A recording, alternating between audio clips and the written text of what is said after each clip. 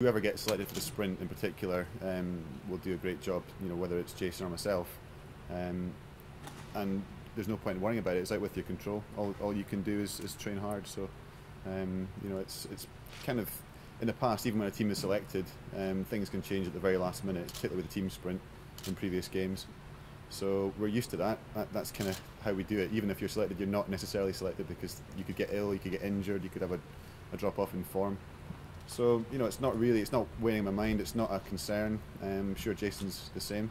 And we're just going to, it's close now, but it's not that close in terms of there's still a lot of work to be done. So we're kind of focused on the short term and the here and the now.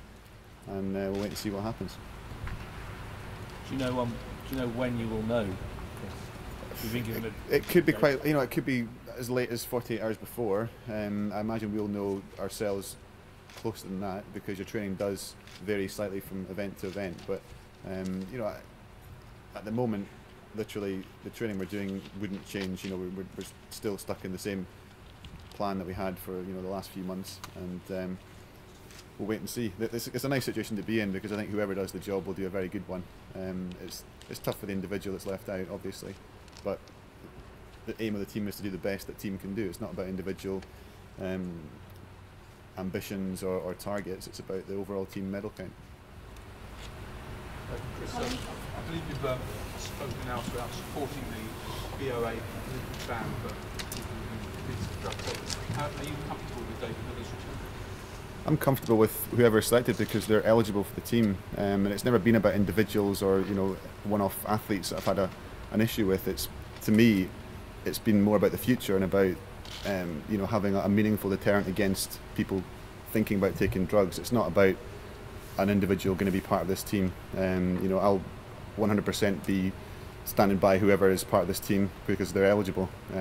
But for me, it's more about just somebody somewhere could be sitting right now thinking about Rio as a target, and they could think, well, it's a risk worth taking because they could be test positive, come back in and compete again. So that was always my standpoint.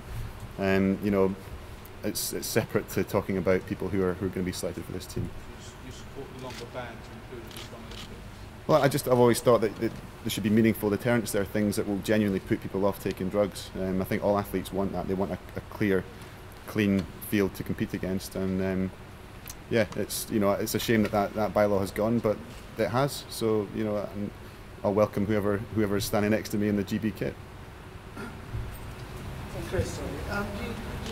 When you're actually competing against people in the Olympics, what do you think that at least some of your competitors, would you suspect some of your competitors would be taking drugs? You don't think about it at all. You don't worry about that because it's a distraction. Obviously, statistically, people in the past have tested positive, and therefore people we've raced against in the past have been on drugs. But it's a waste of your energy thinking about it. And I know that I've beaten everybody clean before. Therefore, if you can do it clean, you don't have to worry about anybody else trying to cheat their way to the top. Chris, was there any time in the last 4 years you ever doubted you'd be here in gold medal contention at the age of 36? There's highs and lows in sport all the time. There's times when you doubt yourself, and I think that's what pushes you on. It's these questions that, for me anyway, it's the questions of can I do it that inspire me to keep working hard and to keep aiming for new challenges. So I don't know if there was times ever. I certainly never gave up on the thought of being at these Olympics. There's times when it gets tough, but I think you have to have belief in yourself and belief in your support staff around you, the crew, the coaching staff, everybody that's there to help you. And the one thing I try to do is enjoy it. The last 4 years, it's been it seems like a long time coming up until now, and we're finally here, and it's just really exciting. And I'm very proud to be part of this team, and it really is. I believe the strongest team we've had, very, very excited by the prospect. Chris, you just said the strongest team we've had. Just because of the way the rules have changed, it's going to be impossible, I think, to get as many medals as last time. Can the track get as many gold medals as last time?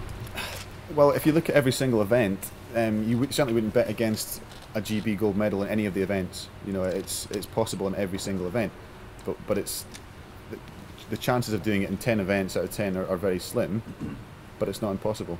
And I think that if you looked at it's the same situation we were in before Beijing. There were a number of events that you said, well, we've got a very good chance of winning these, but you just don't know. It's sport. There's nothing assured. Anything could go right or go wrong on the day. So we have the possibility of winning, everything we enter, but also there's no guarantee we'll win a single gold medal. And that's what's exciting about sport, and I think that's why people watch it. Chris, the team sprint has been work in progress for a couple of years. You've just come off a big block in Germany. Are the signs at this late stage that it's beginning to come together in a meaningful way?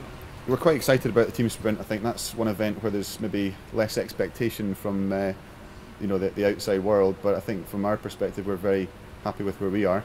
Philip in particular, he's a young, talented individual who's really coming through the ranks quickly, and he showed he can perform under pressure at the World Championships. He did a personal best there, and it's there is a feeling of a little bit like the previous Olympics in Beijing, that feeling of coming to form when it counts. And again, like I just stated, you can't make any predictions. You can't predict number of gold medals or outcome, but all we know is we'll definitely be the best team that we've had since Beijing, and if we're better than the team that was in Beijing, then we'll be world record holders and gold medalists.